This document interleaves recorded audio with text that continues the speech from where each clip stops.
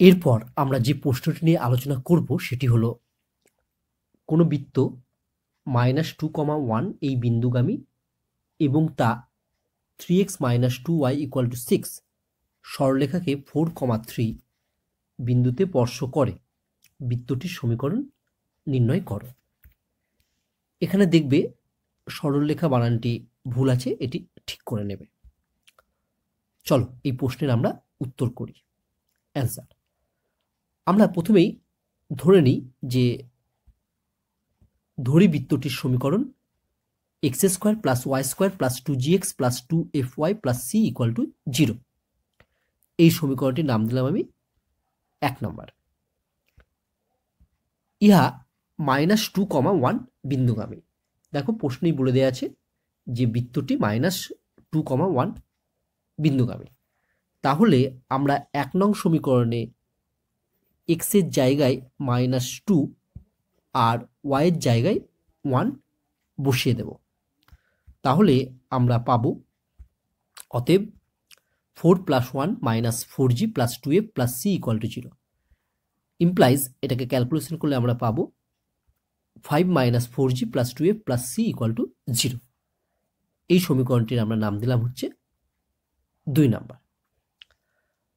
আবার দেখো প্রশ্নে বলে দেয়া আছে যে আবার 3x - 2y = 6 সরলরেখা 4,3 বিন্দুতে বৃত্তের একটি স্পর্শক।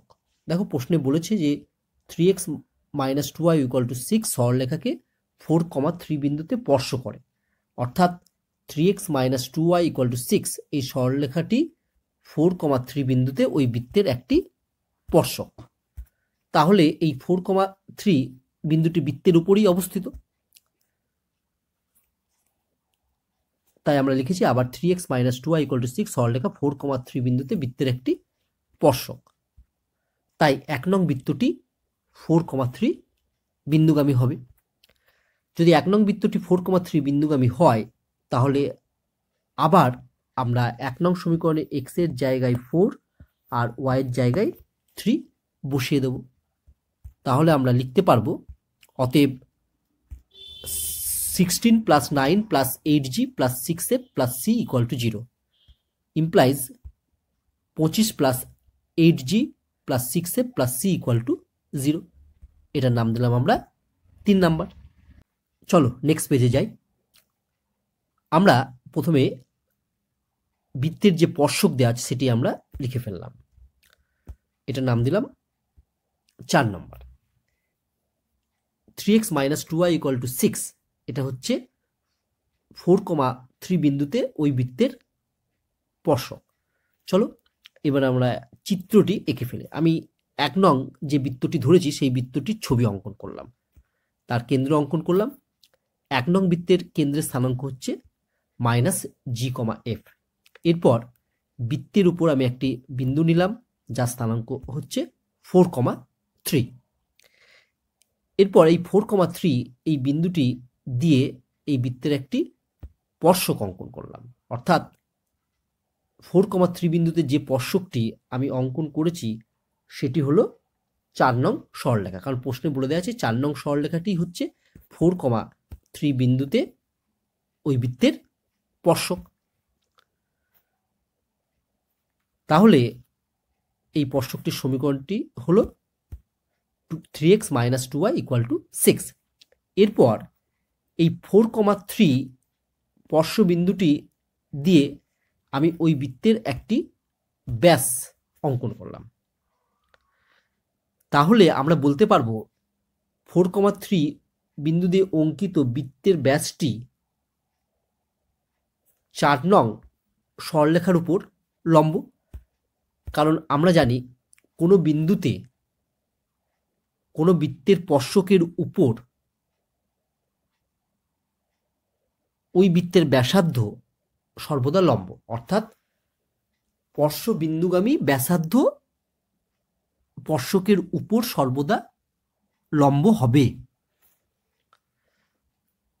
তাহলে আমরা কি লিখতে পারবো? লিখব যে যেহেতু 4 নং সরলরেখায় 1 নং বৃত্তের 4,3 বিন্দুতে স্পর্শক, তাই 4,3 বিন্দুগামী বৃত্তের ব্যাসটি 4 নং সরলরেখার উপর লম্ব হবে।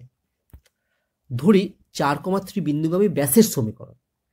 তাহলে দেখো, যেহেতু এই ব্যাসটি হচ্ছে এই সরলরেখার উপর লম্ব, তাহলে আমরা ব্যাসের সমীকরণটি কি ধরবো না, তাহলে আমরা ব্যাসের সমীকরণটি ধরবো 2x + 3y = k। এটার নাম দিলাম আমি 5 নম্বর। দেখো, এই যে ব্যাসটি হচ্ছে 4,3 বিন্দুগামী, তাহলে আমরা লিখতে পারবো ইহা 4,3 বিন্দুগামী। তাহলে 5 নং সমীকরণে আমরা x এর জায়গায় 4 আর y এর জায়গায় 3 বসিয়ে দেব। তাহলে আমরা লিখব, অতএব যদি বিন্দুটি বসাই তাহলে আমরা পাবো হচ্ছে 8 + 9 = k, ইমপ্লাইজ k = 17। এবার আমরা এই k এর মানটা 5 নং সমীকরণে বসিয়ে দেব। k এর মান 5 নং সমীকরণে বসাই। এখন 5 নংয়ে k এর মান বসিয়ে পাই, কি পাবো না 2x + 3y = 17। এটা আমরা পেলাম। এটা কিসের সমীকরণ না, এটা হচ্ছে বৃত্তের এই ব্যাসটির সমীকরণ। আবার দেখো, এই বৃত্তের ব্যাসটি হচ্ছে -g, f বিন্দুগামী। তাহলে আমরা বলতে পারবো এই 2x + 3y = 17 এটা -g, f বিন্দুগামী। তাহলে আমরা লিখতে পারবো যে ইহা -g, f বিন্দুগামী। তাহলে এই সমীকরণে x এর জায়গায় -g আর y এর জায়গায় -f বসিয়ে দেব। তাহলে আমরা পাবো,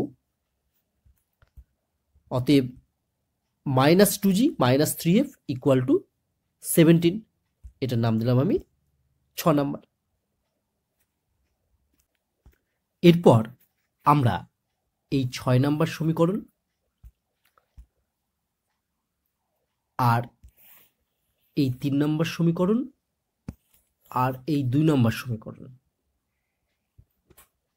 এই তিনটে সমীকরণকে সমাধান করে আমরা জি, এফ আর সি এর মান নির্ণয় করব। আমরা প্রথমে এই 2 নম্বর সমীকরণ আর 3 নম্বর সমীকরণ এই দুটো ব্যবহার করে সিকে তাড়াবার চেষ্টা করব। তার জন্য দেখো, আমরা যদি 2 থেকে 3 বিয়োগ করে দিই তাহলেই দেখো সিটা কেটে যাবে। তাহলে আমরা যে রিলেশন বা সমীকরণটি পাবো সেটি হচ্ছে জি আর এফ দিয়ে। এরপর আমরা সেই সমীকরণটি আর 6 নম্বর সমীকরণটি কি করব, আমরা সমাধান করব। তাহলেই জি আর এফ এর মান পেয়ে যাব। তারপর 2 নং সমীকরণে বা 3 নং সমীকরণে যদি জি আর এফ এর মান বসিয়ে দিই তাহলে আমরা সি এর মান পেয়ে যাব। চলো এবার আমরা লিখি যে এখন 2 - 3 করে পাই। আমি প্রথমে 2 নম্বর সমীকরণটি লিখলাম, তারপর 3 নম্বর সমীকরণটি লিখলাম। এবার আমরা বিয়োগ করে দিই। বিয়োগ করলে আমরা পাবো হচ্ছে -20 - 12g - 4f = 0। দিস ইমপ্লাইজ, এখান থেকে আমরা লিখতে পারবো -20 = 12g + 4f। এবার যদি আমরা সবাইকে 4 দিয়ে ভাগ করে দিই তাহলে আমরা পাবো ইমপ্লাইজ 3g + f - 5। এটা নাম দিলাম আমরা 7 নম্বর। এরপর আমরা এই 7 নম্বর সমীকরণ আর এই 6 নম্বর সমীকরণ আমরা সমাধান করব। এখন 6 নং ও 7 নং সমীকরণ সমাধান করে পাই। সমাধানটি আমরা রাফে করব, তারপর তার মানগুলো আমরা লিখে দেব। জি আর এফ এর মান আমরা লিখে দেব। আমি প্রথমে 6 নম্বর সমীকরণটি লিখলাম, তারপর 7 নম্বর সমীকরণকে আমরা 3 দ্বারা গুণ করে লিখছি, অর্থাৎ আমরা লিখব 9g + 3f = -15। এরপর দেখো -3f আর +3f এটা হচ্ছে কেটে গেল। তাহলে আমরা পেলাম হচ্ছে 7g = 2। দিস ইমপ্লাইজ g = হচ্ছে 2/7। এরপর আমরা এই জি এর মানটি এই 7 নং সমীকরণে বসিয়ে দেবো, তাহলে আমরা এফ এর মান পেয়ে যাব। তাহলে আমরা 7 নম্বর সমীকরণটি লিখলাম। এখানে আমরা জি এর মান বসিয়ে দিলে আমরা পাবো দিস ইমপ্লাইজ এত। এখান থেকে আমরা পাবো ইমপ্লাইজ এফ ইকুয়াল টু -41/7।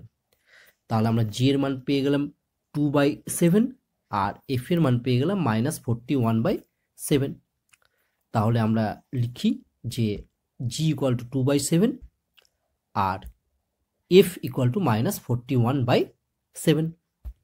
এরপর আমরা 2 নংয়ে জি আর এফ এর মান বসিয়ে সি এর মান নির্ণয় করে ফেলব। তুমি 3 নংও জি আর এফ এর মান বসিয়ে সি এর মান নির্ণয় করতে পারো। চলো আমরা 2 নম্বর সমীকরণটি একবার দেখে নিই। না, 2 নম্বর সমীকরণ হচ্ছে এটা। এখানে আমরা জি আর এফ এর মান বসিয়ে সি এর মান নির্ণয় করব। তুমি 3 নংও জি আর এফ এর মান বসিয়ে সি এর মান নির্ণয় করতে পারো, একই আসবে সি এর মান। তাহলে আমরা লিখব যে এখন 2 নংয়ে এফ ও জি এর মান বসিয়ে পাই। কি পাবো? বসালে আমরা পাবো হচ্ছে এটা। এখান থেকে আমরা লিখতে পারবো ইমপ্লাইজ, যদি তুমি ক্যালকুলেশন করো তাহলে দেখবে তুমি পাবে সি ইকুয়াল টু 55/7। তোমরা এই ক্যালকুলেশনটি নিজে করে নেবে, দেখবে সি এর মান পাবে 55/7। এরপর আমরা এই জি এফ আর সি এর মান কোথায় বসাবো? না, এর মান হচ্ছে আমরা 1 নংয়ে বসিয়ে দেবো।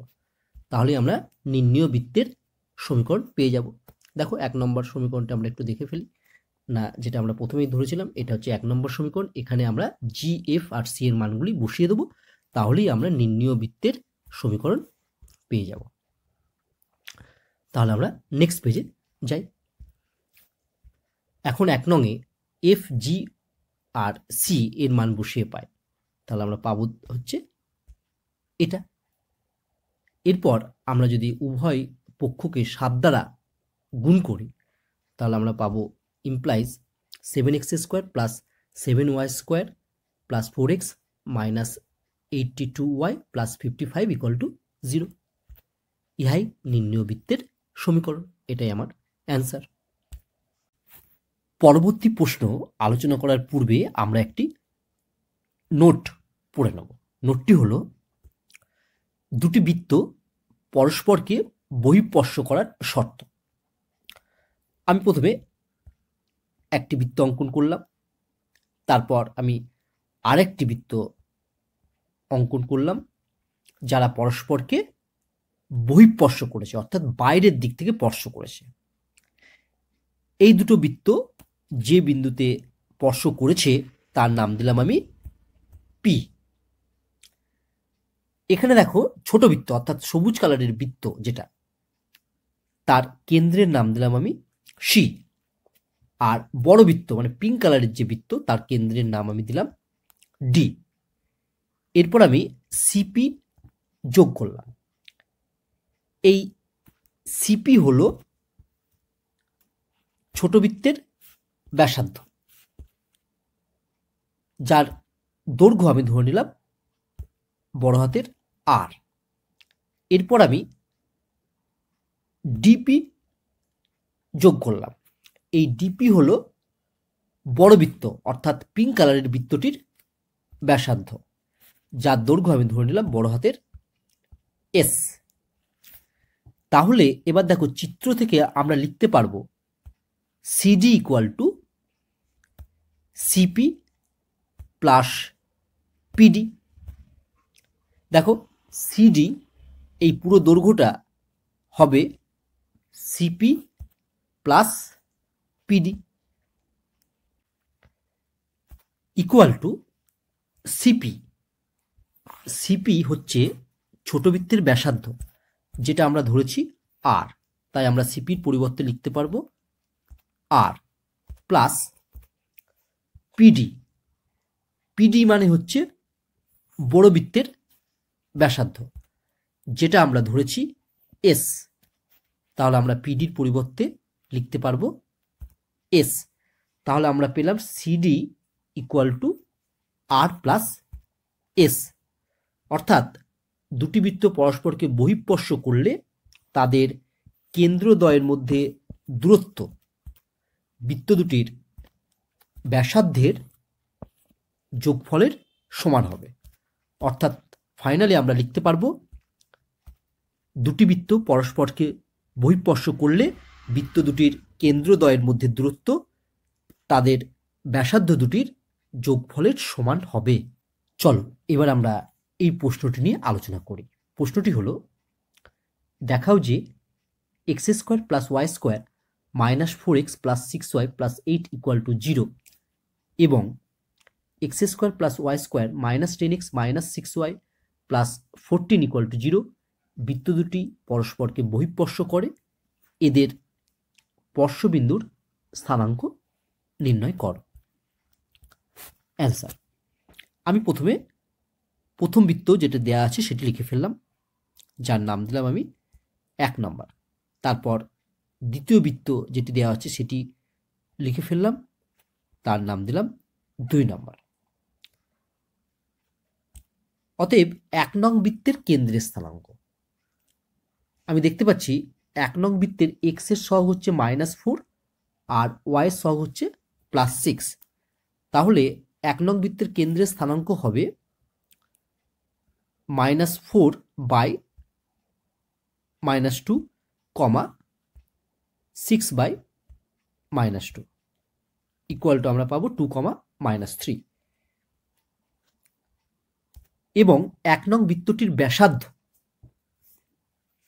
1 নং বৃত্তটির ব্যাসার্ধ হবে, দেখো কত, √2 স্কোয়ার প্লাস -3 স্কোয়ার মাইনাস ধ্রুবক পদ। 1 নং বৃত্তের ধ্রুবক পদ হচ্ছে 8, তাহলে হলো -8 এত একক ইকুয়াল টু আমরা ক্যালকুলেশন করলে পাবো হচ্ছে √5 একক। আর এখানে একটা বিষয় খেয়াল করো যে 1 নং বৃত্তের কেন্দ্রের স্থানাঙ্ক আমি যেটা নাম দিয়েছি হচ্ছে সি, অর্থাৎ 1 নং বৃত্তের কেন্দ্রটার নাম হচ্ছে সি, আর 1 নং বৃত্তের ব্যাসার্ধটা হলো আর।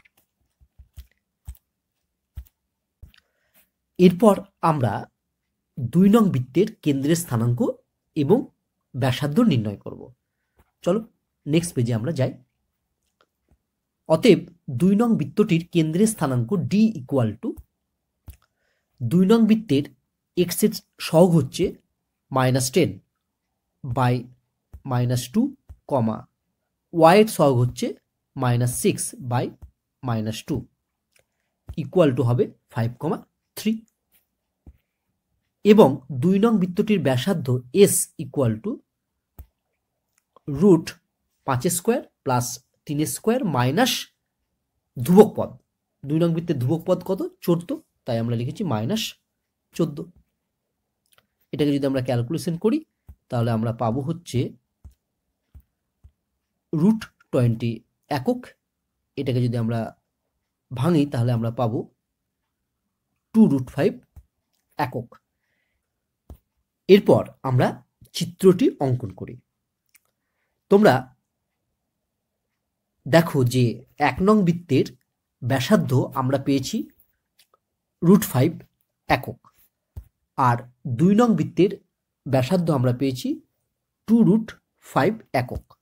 অর্থাৎ 1 নং বৃত্তটি ছোট আর 2 নং বৃত্তটি বড়। চলো আমরা চিত্রটি অঙ্কন করে ফেলি। আমি প্রথমে 1 নং বৃত্তটি অঙ্কন করলাম, তারপর আমি 2 নং বৃত্তটি অঙ্কন করলাম। 1 নং এবং 2 নং বৃত্ত দুটি পরস্পরকে যে বিন্দুতে স্পর্শ করেছে সেই বিন্দুটির নাম দিলাম আমি পি।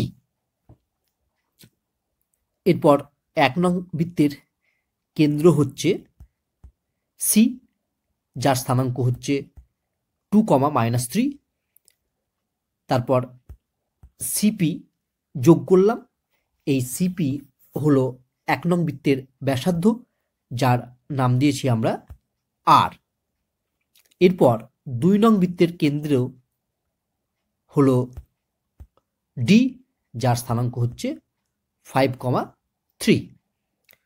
এরপর ডিপি যোগ করলাম, এই ডিপি হলো 2 নং বৃত্তের ব্যাসার্ধ, যার নাম দিয়েছি আমরা হচ্ছে এস। এরপর আমরা বৃত্ত দুটির কেন্দ্রদ্বয়ের মধ্যে দূরত্ব বার করব, অর্থাৎ সি এবং ডি এই বিন্দু দুটির মধ্যে দূরত্ব আমরা নির্ণয় করব। আমরা সি বিন্দু স্থানাঙ্ক পেয়েছি 2, -3 আর ডি বিন্দু স্থানাঙ্ক পেয়েছি 5, 3।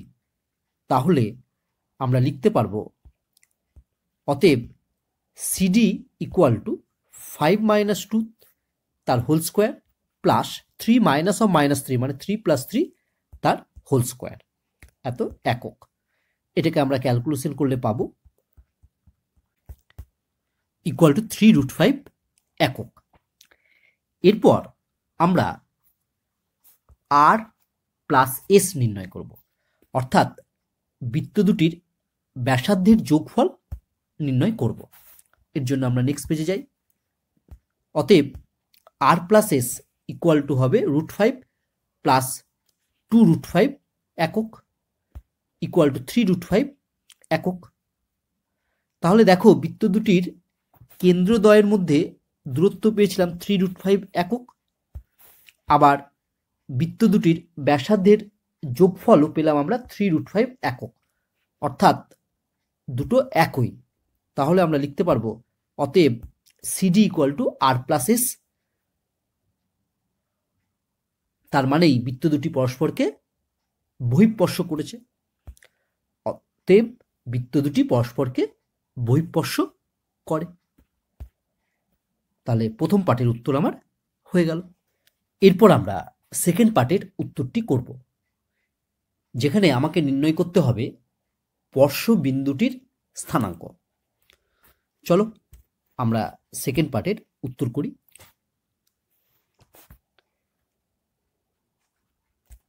ধরি বৃত্ত দুটি পরস্পরকে পি বিন্দুতে বহিঃস্পর্শ করে।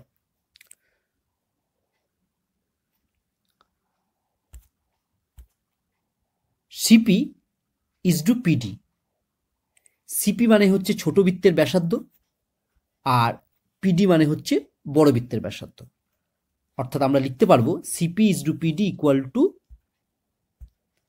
আর ইজ টু এস।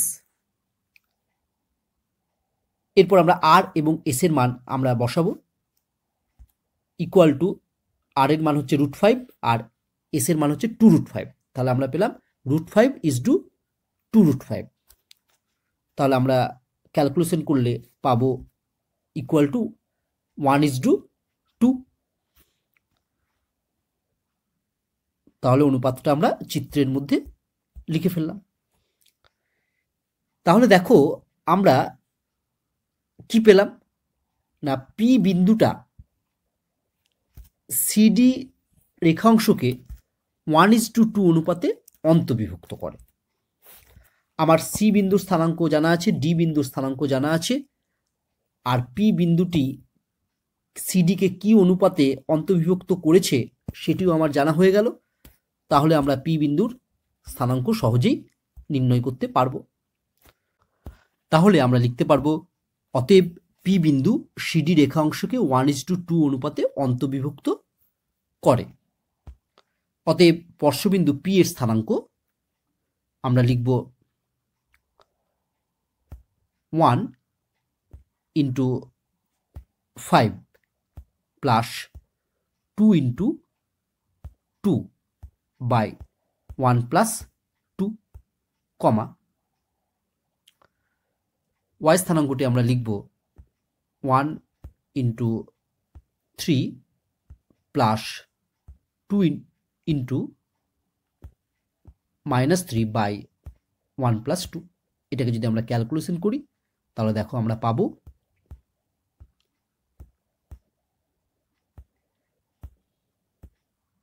3, -1। এটাই আমার সেকেন্ড পার্টের উত্তর।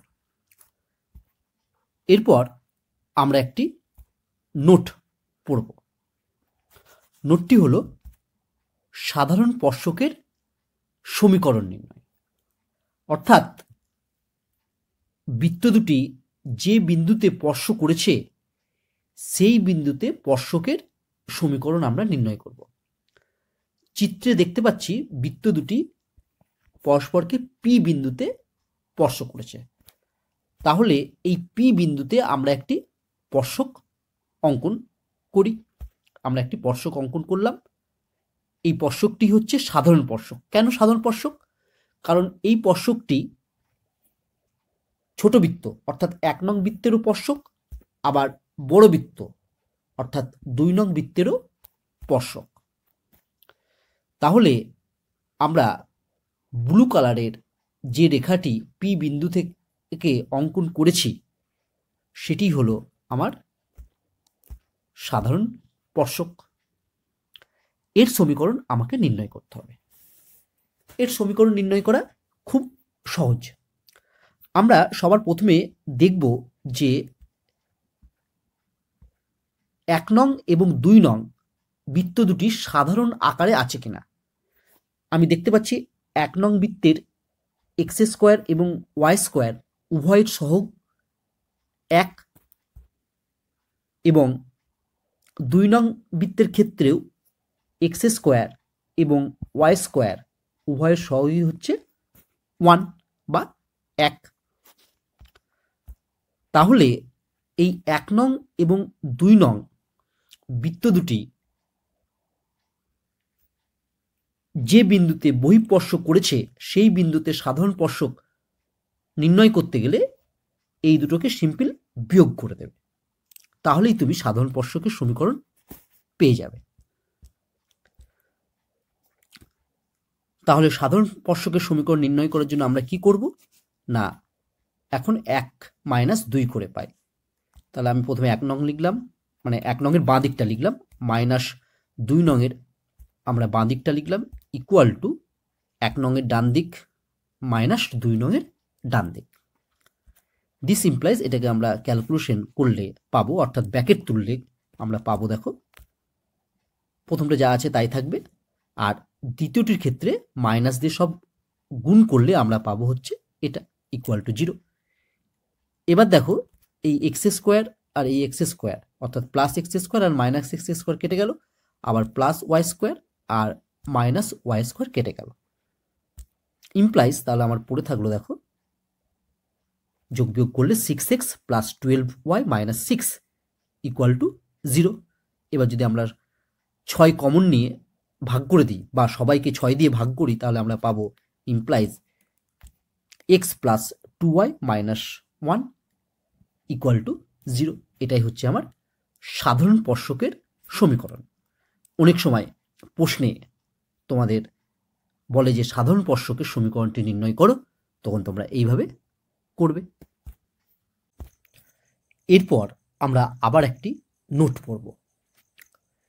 নোটটি হলো দুটি বৃত্ত পরস্পরকে অন্তঃস্পর্শ করার শর্ত। আমি প্রথমে একটি বৃত্ত অঙ্কন করলাম, যার কেন্দ্রের নাম দিলাম ডি। এরপর আমি আরেকটি বৃত্ত অঙ্কন করব, যাতে করে উভয় বৃত্ত পরস্পরকে অন্তঃস্পর্শ করে। অন্তঃস্পর্শ করার ক্ষেত্রে একটি বৃত্তের ভেতর আর একটি বৃত্ত অবস্থিত হবে এবং যারা পরস্পরকে স্পর্শ করবে। তাহলে এই বৃত্তের থেকে আরেকটি বড় বৃত্ত আমি অঙ্কন করলাম। দেখো বড় বৃত্তের ভেতরে ছোট বৃত্তটি আছে এবং বৃত্ত দুটি পরস্পরকে স্পর্শ করেছে। বড় বৃত্তের কেন্দ্রের নাম দিলাম আমি সি, আর বৃত্ত দুটি পরস্পরকে যে বিন্দুতে স্পর্শ করেছে সেই বিন্দুটির আমি নাম দিলাম পি। এরপর আমি সিপি যোগ করলাম। দেখো সিপি হলো বড় বৃত্তের ব্যাসার্ধ। আমি সিপি এর দৈর্ঘ্য ধরে নিলাম বড় হাতের আর। এরপর আমি পিডি যোগ করলাম হলুদ কালার দিয়ে। এই পিডি হলো ছোট বৃত্তের ব্যাসার্ধ, যার দৈর্ঘ্য আমি ধরে নিলাম বড় হাতের এস। তাহলে বৃত্ত দুটির কেন্দ্রদ্বয়ের মধ্যে দূরত্ব কত না, বড় বৃত্তের কেন্দ্র হলো সি, ছোট বৃত্তের কেন্দ্র হলো ডি। তাহলে বৃত্ত দুটির কেন্দ্রদ্বয়ের মধ্যে দূরত্ব হলো সিডি ইকুয়াল টু, আমরা লিখতে পারবো দেখো সিপি, সিপি হচ্ছে বড় বৃত্তের ব্যাসার্ধ, সেখান থেকে যদি আমরা ছোট বৃত্তের ব্যাসার্ধ পিডি বাদ দিই তাহলেই আমরা সিডি পাবো। তাহলে সিডি ইকুয়াল টু আমরা লিখতে পারবো CP minus PD equal two CP. CP মানে বড় বৃত্তের ব্যাসার্ধ, যার দৈর্ঘ্য আমরা ধরে নিয়েছি বড় হাতের আর, মাইনাস পিডি, পিডি হলো ছোট বৃত্তের ব্যাসার্ধ, যার দৈর্ঘ্য আমরা ধরে নিয়েছি বড় হাতের এস। তাহলে আমরা পেলাম CD equal to R minus S. তাহলে আমরা বলতে পারবো যে দুটি বৃত্ত পরস্পরকে অন্তঃস্পর্শ করলে বৃত্ত দুটির কেন্দ্রদ্বয়ের মধ্যে দূরত্ব তাদের ব্যাসার্ধ দুটির বিয়োগফলের সমান হবে। তাহলে আমরা আগে জেনেছি যে বহিঃস্পর্শ করলে কি হবে না, বহিঃস্পর্শ করলে কেন্দ্রদ্বয়ের মধ্যে দূরত্ব ব্যাসার্ধ দুটির যোগফলের সমান হবে। আর অন্তঃস্পর্শ করলে কি হবে না, দুটি বৃত্ত পরস্পরকে অন্তঃস্পর্শ করলে তাদের কেন্দ্রদ্বয়ের মধ্যে দূরত্ব ব্যাসার্ধ দুটির বিয়োগফলের সমান হবে। এবার আমরা যে প্রশ্নটি নিয়ে আলোচনা করব সেটি হলো, প্রমাণ করো যে X square plus Y square plus 4x minus 10y minus 20 equal to 0 এবং X square plus Y square minus 4x minus 4y plus 4 equal to 0 বৃত্ত দুটি পরস্পরকে অন্তঃস্পর্শ করে, এদের সাধারণ স্পর্শকের সমীকরণ নির্ণয় করো। অ্যান্সার, আমি প্রথমে প্রথম বৃত্ত যেটি দেওয়া আছে সেটি লিখলাম, তার নাম দিলাম 1 নম্বর। তারপর দ্বিতীয় বৃত্তটি লিখলাম, তার নাম দিলাম 2 নম্বর। অতএব 1 নং বৃত্তের কেন্দ্রের স্থানাঙ্ক সি ইকুয়াল টু, অর্থাৎ 1 নং বৃত্তের কেন্দ্রের আমি নাম দিয়েছি সি, তার স্থানাঙ্ক কত হবে সেটা আমরা লিখব। আমরা দেখতে পাচ্ছি 1 নং বৃত্তের এক্স এর সহগ হচ্ছে +4, ওয়াই এর সহগ হচ্ছে -10 এবং ধ্রুবক পদ যেটাকে আমরা সি বলি সেটা হচ্ছে -20। তাহলে 1 নং বৃত্তের কেন্দ্রের স্থানাঙ্ক হবে এক্স এর সহগ 4/-2,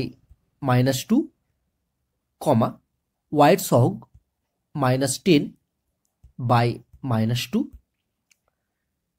ইকুয়াল টু আমরা পাবো -2,5।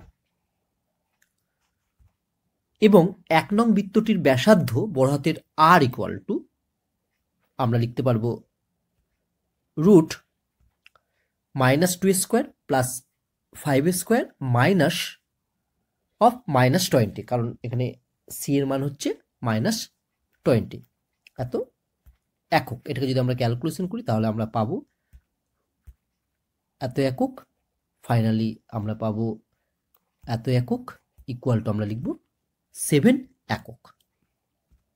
এরপর আমরা 2 নং বৃত্তের কেন্দ্রের স্থানাঙ্ক এবং ব্যাসার্ধ নির্ণয় করব। আমরা দেখতে পাচ্ছি 2 নং বৃত্তের ক্ষেত্রে এক্স এর সহগ হচ্ছে -4, ওয়াই এর সহগ হচ্ছে -4 এবং সি এর মান হচ্ছে +4।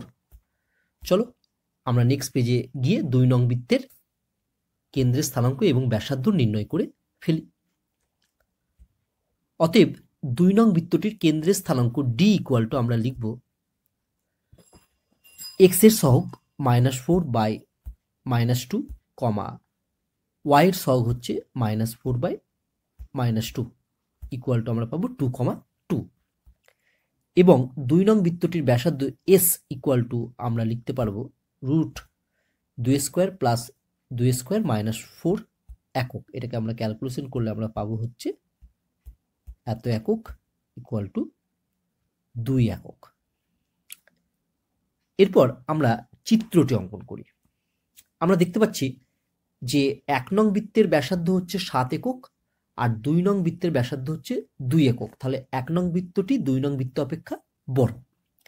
আমি প্রথমে 2 নং বৃত্তটি অঙ্কন করলাম, অর্থাৎ ছোট বৃত্তটি অঙ্কন করলাম, যার কেন্দ্রটির নাম দিলাম ডি।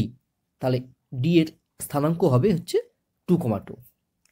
এরপর এই ছোট বৃত্তটিকে স্পর্শ করে আমি একটি বড় বৃত্ত অঙ্কন করলাম, যার কেন্দ্র এর নাম দিলাম সি এবং সি এর স্থানাঙ্ক হচ্ছে -2,5।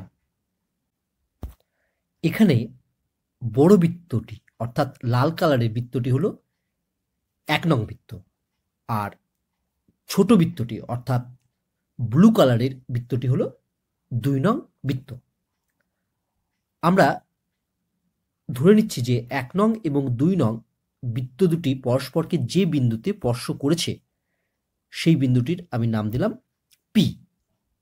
এরপর আমি সিপি যোগ করলাম। এই সিপি হলো বড় বৃত্তটির ব্যাসার্ধ। তাহলে বড় বৃত্তটির ব্যাসার্ধ কত? না, বড় বৃত্তটির ব্যাসার্ধ হচ্ছে সিপি, যার দৈর্ঘ্য আমি ধরে নিলাম বড় হাতের আর। আর পিডি অর্থাৎ এই অংশটুকু হবে ছোট বৃত্তটির ব্যাসার্ধ, যার দৈর্ঘ্য আমি ধরে নিলাম বড় হাতের এস। এরপর আমরা বৃত্ত দুটির সাধারণ স্পর্শক অঙ্কন করব। আমি এখানে দেখতে পাচ্ছি যে বৃত্ত দুটি পরস্পরকে পি বিন্দুতে স্পর্শ করেছে। তাহলে পি বিন্দু দিয়ে আমি একটি সরলরেখা অঙ্কন করলাম। এই সরলরেখাটি হলো প্রদত্ত বৃত্ত দুটির সাধারণ স্পর্শক, অর্থাৎ পি বিন্দু দিয়ে অঙ্কিত সরলরেখাটি হলো সাধারণ স্পর্শক। এরপর আমরা বৃত্ত দুটির কেন্দ্রদ্বয়ের মধ্যে দূরত্ব নির্ণয় করব। আমি এখানে দেখতে পাচ্ছি যে বড় বৃত্তটি অর্থাৎ 1 নং বৃত্তটির কেন্দ্র সি এর স্থানাঙ্ক হচ্ছে -2,5, আর ছোট বৃত্ত বা 2 নং বৃত্তটির কেন্দ্র ডি এর স্থানাঙ্ক হচ্ছে 2,2। তাহলে বৃত্ত দুটির কেন্দ্রদ্বয়ের মধ্যে দূরত্ব লিখতে পারবো আমরা, অতএব সিডি ইকুয়াল টু √2 + 2 তার হোল স্কোয়ার প্লাস 2 - 5 তার হোল স্কোয়ার, এত একক। এটাকে আমরা ক্যালকুলেশন করলে আমরা পাবো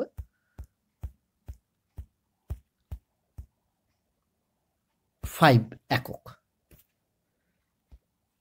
এরপর আমরা বৃত্ত দুটির ব্যাসার্ধের বিয়োগফল নির্ণয় করব। তার জন্য আমরা নেক্সট পেজে যাচ্ছি। অতএব r - s ইকুয়াল টু 7 - 2 একক ইকুয়াল টু আমরা পেলাম 5 একক। তাহলে আমরা এক্ষেত্রে দেখতে পাচ্ছি যে বৃত্ত দুটির কেন্দ্রদ্বয়ের মধ্যে দূরত্ব 5 একক, আবার বৃত্ত দুটির ব্যাসার্ধের বিয়োগফলও 5 একক, উভয় সমান। তাহলে আমরা লিখতে পারবো অতএব CD equal two r - s। CD হলো বৃত্ত দুটির কেন্দ্রদ্বয়ের মধ্যে দূরত্ব, আর r - s হলো বৃত্ত দুটির ব্যাসার্ধের বিয়োগফল। যেহেতু CD equal two r - s, তাহলেই আমরা বলতে পারবো যে বৃত্ত দুটি পরস্পরকে অন্তঃস্পর্শ করে। তাহলে আমাদের প্রথম পার্টের উত্তর হয়ে গেল। এরপর আমরা সেকেন্ড পার্ট এর উত্তর করব। 1 নং এবং 2 নং বৃত্তের সাধারণ স্পর্শকের সমীকরণ নির্ণয় করার ক্ষেত্রে আমরা প্রথমেই দেখব প্রদত্ত বৃত্ত দুটি বা 1 নং এবং 2 নং বৃত্ত দুটি সাধারণ আকারে আছে কিনা। তার জন্য আমাকে দেখতে হবে যে উভয় বৃত্তের x² এবং y² সহগ 1 আছে কিনা। আমি 1 নং বৃত্তের ক্ষেত্রে দেখছি যে x² এবং y² উভয়ের সহগ 1, তাই আমরা বলতে পারছি যে 1 নং বৃত্তটি সাধারণ আকারে আছে। আবার দেখো 2 নং বৃত্তের ক্ষেত্রেও x² এবং y² উভয়ের সহগ 1, তাই আমরা বলতে পারছি যে 2 নং বৃত্তটিও বৃত্তের সাধারণ আকারে আছে। তাই এক্ষেত্রে আমরা সিম্পল 1 থেকে যদি 2 বিয়োগ করে দিই, বা তুমি 2 থেকে 1ও বিয়োগ করতে পারো, তাহলেই আমরা বৃত্তের সাধারণ স্পর্শকের সমীকরণ পেয়ে যাব। যদি বৃত্ত দুটি সাধারণ আকারে না থাকে তাহলে আমরা প্রথমে বৃত্ত দুটিকে সাধারণ আকারে নিয়ে যাব, তারপর বিয়োগ করে সাধারণ স্পর্শকের সমীকরণ নির্ণয় করব। এক্ষেত্রে মনে রাখবে যে বৃত্ত দুটিকে প্রথমে সবসময় সাধারণ আকারে নিয়ে যাবে, তারপর বিয়োগ করবে। তাহলে এক্ষেত্রে আমরা লিখতে পারবো যে এখন 1-2 করে পাই, বা 1 নং - 2 নং করে পাই। আমরা প্রথমে 1 নংয়ের বাঁ দিক -2 নংয়ের বাঁ দিক ইকুয়াল টু 1 নংয়ের ডান দিক -2 নংয়ের ডান দিক লিখলাম। ইমপ্লাইজ, এবার যদি আমরা ব্র্যাকেটগুলো তুলে দিই তাহলে আমরা পাবো এত ইকুয়াল টু 0। এবার দেখো +x² আর -x² কেটে গেল, আবার +y² -y² কেটে গেল। এবার যেগুলো পড়ে থাকলো সেগুলোকে যদি আমি যোগ বিয়োগ করি তাহলে আমরা পাবো implies 8x - 6y - 24 equal to 0। এবার আমি যদি সবাইকে 2 দিয়ে ভাগ করি তাহলে আমরা পাবো implies 4x - 3y - 12 equal to 0। এটাই হচ্ছে আমার নির্ণেয় সাধারণ স্পর্শকের সমীকরণ। তাহলে আমরা লিখব ইহাই নির্ণেয় সাধারণ স্পর্শকের সমীকরণ। এরপর আমরা একটি নোট পড়ব। ধরি বৃত্ত দুটি পরস্পরকে পি বিন্দুতে অন্তঃস্পর্শ করে। আমরা এই নোটে দেখব যে কিভাবে আমরা এই স্পর্শবিন্দু পি এর স্থানাঙ্ক নির্ণয় করব। তার জন্য আমরা প্রথমেই বৃত্ত দুটির ব্যাসার্ধের অনুপাত নির্ণয় করব। অর্থাৎ প্রথমেই আমরা নির্ণয় করব CP/PD। দেখো সিপি অর্থাৎ বড় বৃত্তের ব্যাসার্ধটা আমি ধরেছি আর, আর ছোট বৃত্তের ব্যাসার্ধ হচ্ছে PD, যেটাকে ধরেছি হচ্ছে S। তাহলে আমরা লিখব ইকুয়াল টু R/S। এবার দেখো আর অর্থাৎ বড় বৃত্তের ব্যাসার্ধের মান হচ্ছে 7, আর S মানে ছোট বৃত্তের ব্যাসার্ধের মান হচ্ছে 2, যেটা আমরা আগেই পেয়েছি। তাহলে ইকুয়াল টু আমরা লিখব 7/2। তাহলে এক্ষেত্রে দেখো এই পি বিন্দুটি সিডি রেখাংশকে বা সরলরেখাকে 7/2 অনুপাতে বহির্বিভক্ত করে। কেন সিডিকে পি বিন্দুটি বহির্বিভক্ত করে? কারণ দেখো পি বিন্দুটি সিডি রেখাংশের বাইরে অবস্থিত, তাই এক্ষেত্রে পি বিন্দুটি সিডি রেখাংশকে 7/2 অনুপাতে বহির্বিভক্ত করে। তাই আমরা লিখছি যে অতএব পি বিন্দু সিডি রেখাংশকে 7/2 অনুপাতে বহির্বিভক্ত করে। অতএব স্পর্শবিন্দু পি এর স্থানাঙ্ক দেখো আমরা আগেই শিখেছি যে কিভাবে পি এর স্থানাঙ্ক নির্ণয় করব। না, আমরা প্রথমে লিখব 7 × 2 - 2 × -2 বাই 7 - 2, 7 × 2 - 2 × 5 বাই 7 - 2। এটাকে যদি আমরা ক্যালকুলেশন করি তাহলে পাবো ইকুয়াল টু 18/5, 4/5।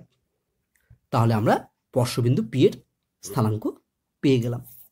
এরপর পরবর্তী সমস্যা নিয়ে আলোচনার পূর্বে আমরা আবার একটি নোট পড়ে নেব। নোটটি হলো দুটি বৃত্ত পরস্পরকে স্পর্শ করার শর্ত। দুটি বৃত্ত পরস্পরকে স্পর্শ করে বললে তোমাকে বৃত্ত দুটি পরস্পরকে অন্তঃস্পর্শও করতে পারে, আবার পরস্পরকে বহিঃস্পর্শও করতে পারে, এটা তোমাকে ধরতে হবে। অর্থাৎ দুটো বৃত্ত পরস্পরকে স্পর্শ করলে তোমাকে বহিঃস্পর্শ এবং অন্তঃস্পর্শ উভয় ফর্মুলা প্রয়োগ করতে হবে। ধরি প্রথম বৃত্তের কেন্দ্র সি এবং ব্যাসার্ধ বড় হাতের আর, দ্বিতীয় বৃত্তের কেন্দ্র ডি এবং ব্যাসার্ধ হচ্ছে এস। অতএব CD equal to R plus S, অর্থাৎ কেন্দ্রদ্বয়ের মধ্যে দূরত্ব ইকুয়াল টু ব্যাসার্ধদ্বয়ের যোগফল। এটা কোন ক্ষেত্রে হয় না, আমরা আগেই পড়েছি, না এটা হচ্ছে বহিঃস্পর্শ করলে হয়। এবং CD equal to R minus S, এটা কোন ক্ষেত্রে হয় না, বৃত্ত দুটি পরস্পরকে অন্তঃস্পর্শ করলে হয়। যেহেতু এখানে বলেছে যে বৃত্ত দুটি পরস্পরকে শুধু স্পর্শ করে, তাই তোমাকে দুটোই ধরতে হবে। তাই আমরা একসঙ্গে লিখব যে implies CD equal to R plus minus S. এখানে প্লাস চিহ্নটি বোঝাচ্ছে বহিঃস্পর্শ করেছে, আর মাইনাস চিহ্নটি বোঝাচ্ছে বৃত্ত দুটি পরস্পরকে অন্তঃস্পর্শ করেছে। এরপর আমরা জানব যে এই সমীকরণটি থেকে কিভাবে রুট তুলব।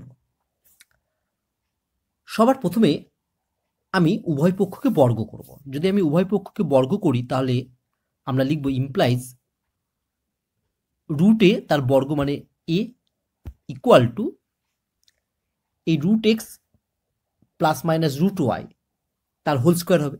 তাহলে এখানে এ প্লাস বি তার হোল স্কোয়ারের ফর্মুলা এবং এ মাইনাস বি তার হোল স্কোয়ারের ফর্মুলা একসঙ্গে আমরা ফেলব। তাহলে প্রথমে হবে রুট এক্স তার স্কোয়ার মানে হচ্ছে এক্স, প্লাসের ফর্মুলা ফেললে মাঝে হয় প্লাস টু এবি, আর মাইনাসের ফর্মুলা ফেললে মাঝে হয় মাইনাস টু এবি। তাহলে আমরা একসঙ্গে যেহেতু ফেলছি তাই আমরা লিখব plus minus two into root X into root Y, তারপরে হয় প্লাস রুট ওয়াই তার স্কোয়ার মানে হচ্ছে ওয়াই ইমপ্লাইজ।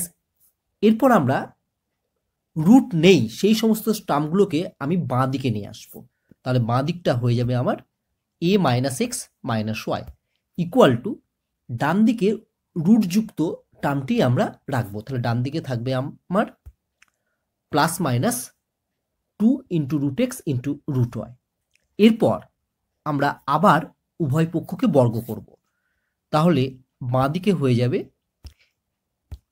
এ মাইনাস এক্স মাইনাস ওয়াই তার হোল স্কোয়ার ইকুয়াল টু, আর ডান দিকটা হয়ে যাবে ফোর এক্স ওয়াই। তাহলে দেখো এখানে আর রুটযুক্ত কোনো টার্ম নেই, অর্থাৎ আমার রুট মুক্ত হয়ে গেল। এইভাবেই আমরা কোনো রুটযুক্ত সমীকরণ থাকলে তাকে রুটবিহীন করব। চলো এবার আমরা এই প্রশ্নটির উত্তর নিয়ে আলোচনা করি। প্রশ্নটি হলো, যদি X square plus Y square plus two A X plus C square equal to zero এবং X square plus Y square plus two B Y plus C square equal to zero বৃত্ত দুটি পরস্পর স্পর্শ করে, তবে দেখাও যে one by A square plus one by B square equal to one by C square. Answer, আমি প্রথম বৃত্তটি লিখলাম যার নাম দিলাম 1 নম্বর, তারপর আমি দ্বিতীয় বৃত্তটি লিখলাম যার নাম দিলাম 2 নম্বর। 1 নং বৃত্তের ক্ষেত্রে আমরা দেখতে পাচ্ছি যে এক্স এর সহগ প্লাস 2a এবং ওয়াই এর সহগ হচ্ছে 0। কেন ওয়াই এর সহগ 0? কারণ 1 নং বৃত্তে ওয়াই টার্মটি নেই, তাই ওয়াই এর সহগ হচ্ছে 0 এবং ধ্রুবক পদটি হলো প্লাস সি স্কোয়ার। তাহলে আমরা লিখতে পারবো অতএব 1 নং বৃত্তটির কেন্দ্রের স্থানাঙ্ক সি ইকুয়াল টু এক্স এর সহগ হচ্ছে 2a by minus 2 comma Y এর সহগ হচ্ছে 0 by minus 2 equal to minus a comma 0 এবং 1 নং বৃত্তটির ব্যাসার্ধ আর ইকুয়াল টু আমরা লিখব root minus A square plus 0 square minus ধ্রুবক পদ হচ্ছে সি স্কোয়ার এত একক equal to root over A square minus C square একক। আবার 2 নং বৃত্তের ক্ষেত্রে এক্স এর সহগ হচ্ছে 0, কারণ 2 নং বৃত্তে এক্স টার্মটি নেই এবং ওয়াই এর সহগ হচ্ছে প্লাস 2b আর ধ্রুবক পদ হচ্ছে প্লাস সি স্কোয়ার। তাহলে আমরা 2 নং বৃত্তের জন্য লিখতে পারবো যে আবার 2 নং বৃত্তটির কেন্দ্রের স্থানাঙ্ক ডি ইকুয়াল টু, প্রথমে এক্স এর সহগ হচ্ছে 0/-2, কমা ওয়াইয়ের সহগ হচ্ছে 2b/-2 ইকুয়াল টু আমরা পাবো 0, -b। এবং 2 নং বৃত্তটির ব্যাসার্ধ এস ইকুয়াল টু আমরা পাবো √0² প্লাস -b তার স্কোয়ার মাইনাস ধ্রুবক পদ হচ্ছে c², এত একক ইকুয়াল টু √b² - c² একক।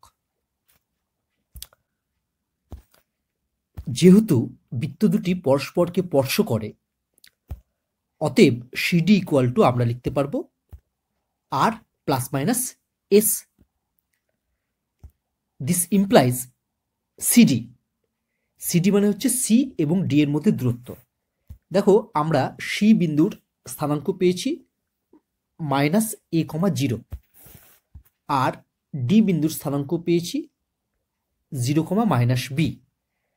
তাহলে সিডি এর মধ্যে দূরত্ব হবে √0 - (-a) মানে 0 + a তার স্কোয়ার প্লাস -b - 0 তার স্কোয়ার ইকুয়াল টু আর। আর এর মান দেখো আমরা পেয়েছি √a² - c²।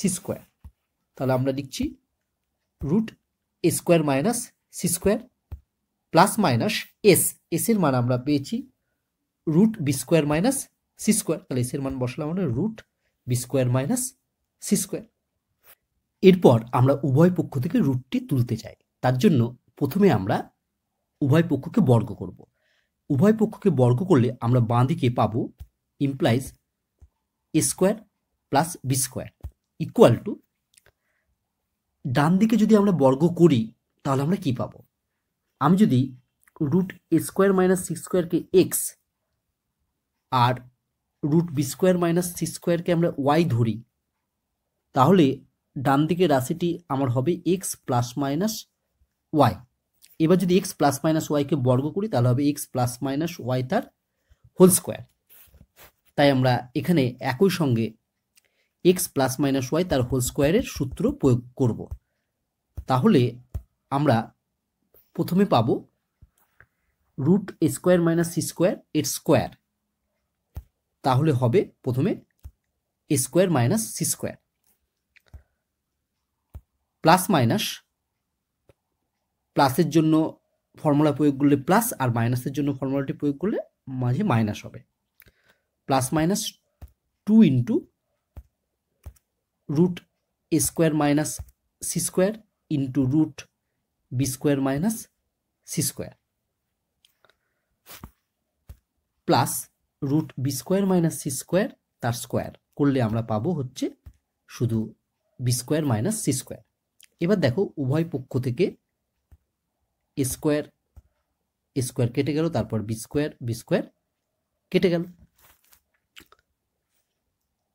এইবার যদি আমরা এই -c² আর -c² এই দুটোকে আমি যদি বাঁ দিকে নিয়ে যাই তাহলে আমরা পাবো c² + c²।